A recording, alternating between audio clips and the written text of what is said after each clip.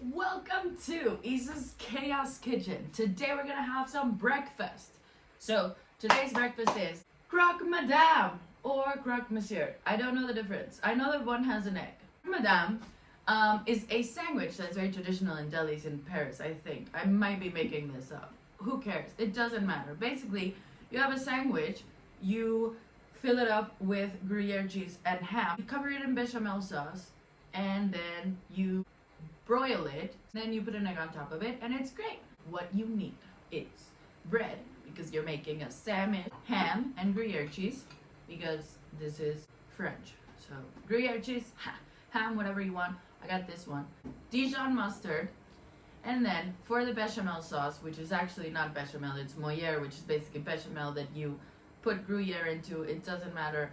It's bechamel sauce. You have to make a bechamel anyway. So for bechamel sauce, you need flour, butter, and milk. First, you need to get ready to cook. So, tie your hair up, get an apron. So right now we're not making the bechamel sauce. That's later. For bechamel sauce, you only need 1 tablespoon of flour. So you can, measure that out so you can get rid of this. My water's boiled, so I have coffee. Let's have some coffee. See, I'm so French today. I'm using a French press. Frenching it up with French press coffee. So, bon appetit. Not yet. We're not eating yet. We're gonna start cooking. The first thing you need to do is make your sandwiches, because you're gonna toast them before you cover them in bechamel. So, you need to shred your gruyere cheese. We're gonna use the gruyere for the sauce and for the inside of the sandwiches. So, shred your gruyere cheese. So your cheese is grated. So we are going to create our sandwiches. So very easy sandwiches. Get your mustard. You can also use full grain, but I like Dijon, or you can use normal mustard, but today we're being fancy and French. Dijon. I'm thinking about that, the video that is like, I wanted to go get a croissant. Okay, so you put your Dijon on one side, and then you put your ham. I'm gonna do 2 hams. Okie dokie artichoke. So you got your hams. So now you got your cheeses and your hams. Jesus and your hams. Okay, so you got your sandwiches. Get a pan, because you're gonna be toasting them. Get some butter and put it in your pan. This is like a very decadent dessert, because it's like, you know what I love about French cuisine? Butter. Everything is butter. I could never be a health nut because I love butter. And people are afraid of butter. People are like, oh, why is it that when I go to a restaurant everything tastes better? Because they use butter. They use butter for everything. What are you using in your house? Pam? Not Pam a person, like Pam the Pam. Pam. Although Pam, this is for you. What are you using, Pam? Are you using not butter? Butter is melted here. So you add your sandwiches to, to crust them. Give them a little crust. Get the gruyere, nice and, oh, I forgot, we're baking today. So, heat your oven. I don't know if that works. I never preheat my oven. Maybe that's why I'm bad at making bread. Heat your oven. I don't even know what temperatures are. I always put 180. Woo! Bechamel sauce. You need to be whisking. I can't just leave it in a pot. Like when you make barbecue sauce, you just put all the ingredients in a pot and let it be, But with this, you do have to whisk it, because if not, you get clumps. Bechamel, the proportion is 1 to 1 to half. I used to think it was 1-1-1. So 1 tablespoon, 1 tablespoon, 1 cup. But then I made it with a cup, and it was so much sauce. So now I do have a cup. The thickening agent, which is the flour, and you have butter, which is your fat agent of fat. So you do equal parts flour and butter. So 1 tablespoon, which would be 15 grams. My scale doesn't have battery, and I haven't gone to buy battery. It just says low and it shuts down. So I need to scoop it like it's ice cream. See, that's about a tablespoon, right? Whatever. No one cares. So today I'm using half a cup. It's full milk.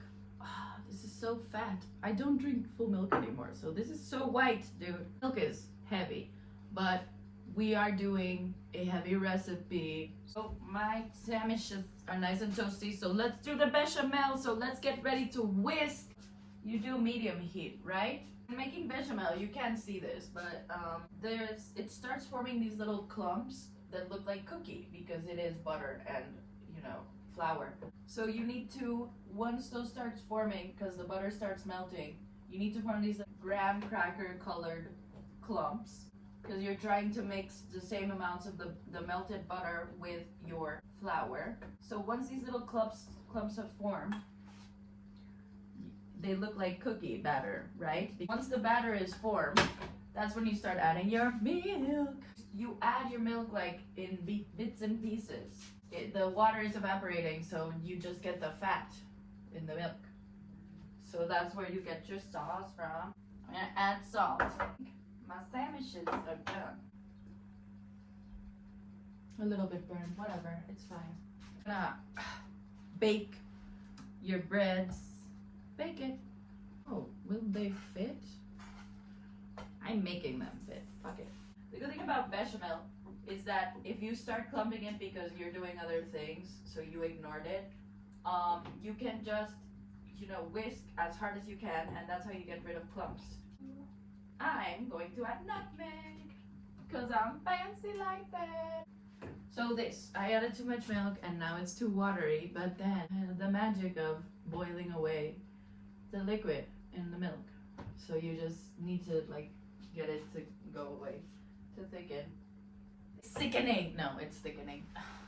That's how you make cheese sauce as well, like nacho sauce. You do a bechamel, and then when you have the bechamel base, you start adding the cheese. Okay, so I'm gonna add the rest of my milk, and then I'm gonna add my gruyere in there. Ah, that rhymed! Your gruyere in there to make your moyer sauce. I hope a French person doesn't see this because I'm pronouncing all of this like an American.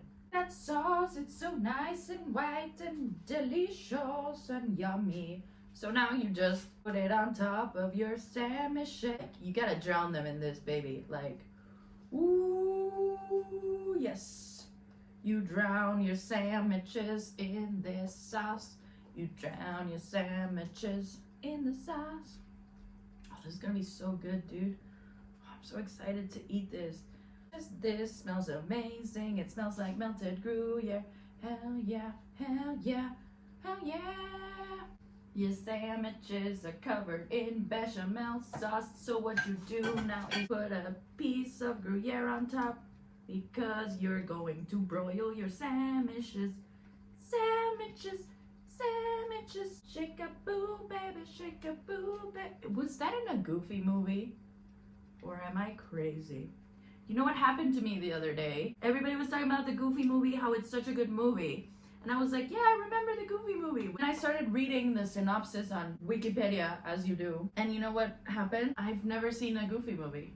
I've only seen Goofy movie 2, and I thought when everybody on the internet was talking about a Goofy movie, they were referring to number 2. And they were actually referring to number 1, and I didn't see that. That didn't arrive in my house or in my cousin's house. So you put your gruyere on top, and then broiling time. I don't know, put it in there for like 15 minutes. Put it in there until when you peek in, it's melted. Here, you still have a bit of butter. So that's where you're gonna fry your eggs, baby.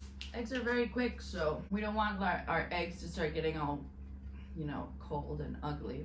So, clean up a bit. The best way to crack an egg, to make sure that your egg will be sunny side up, because that's what we're going for, is to crack it in a glass beforehand.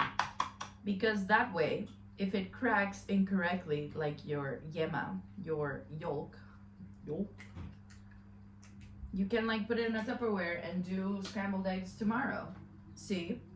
Perfect. Ooh, I should try to do the one hand. I'm so bad at it. Ooh. So, you crack your eggs beforehand. You also should do this for blanching, not blanching, for poaching. So since I'm putting everything away, I am gonna grab a little bit of butter from my like effed up butter that I attacked with a teaspoon. So I shall grab this for my eggs. My eggs. Oh, but we're using the same pot because why would I clean it if I'm gonna add butter again? Let me just say how good Sound of Music is, because I remember I was on the beach with my parents. Sound of Music. I put Sound of Music because we were like doing nothing. We all ended up sitting down, like my brother, my dad, my grandmommy. We were all like, damn, that's a good movie. Like you forget that it's a great movie. I had this recently with Victor Victoria because I saw Sound of Music and then I was in my Julie Andrews trip. And dude, Victor Victoria is such a good movie. Stuck in my head, you know. I am 16, going on 17.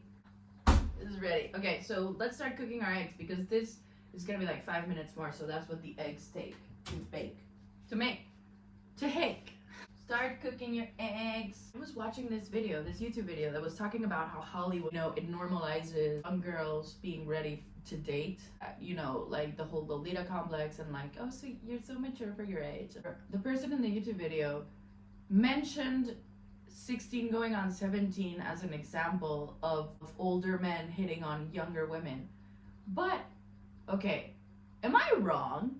Isn't it supposed to be that Rolf is an idiot? Like, isn't it supposed to be tongue-in-cheek in the sense of him being like, you need someone older and wiser telling you what to do? The point is that he's not someone older and wiser. It's that he's a freaking 17-year-old, the same as the weasel, right?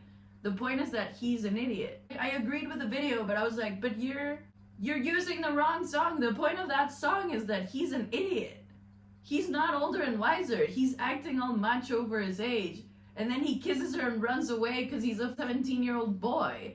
It pisses me off sometimes when I see some video essays and the points are great, but then they make one point that is like, you didn't get it. Your eggs are in, your croque is done. Oh, do you hear the sizzle? It's time to plate because this is very hot, so we're not eating there. You take out your croques, because we don't know if it's a madame or a monsieur. Oh, that smells amazing. So cheesy and delicious. Oh, the gruyere. So melty and delicious. You take out your croques and then top them with your eggs. Ah, oh my god, this is breaking. No, it's breaking. Ah, no, okay, it didn't break. And you do. I bought avocados because it's brunch today, it's Sunday, so we're being fancy like that. I want to see if my Mexicanness works and I got good avocados. There's nothing worse than failing and getting good avocados.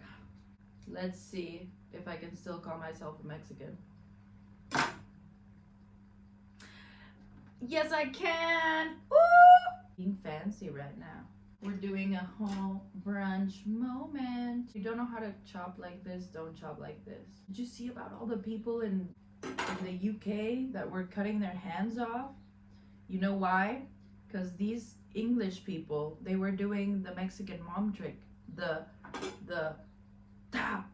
do that. I don't do that. I don't do that. I'm scared. And you got all these British people doing it. Honey, who do you think you are?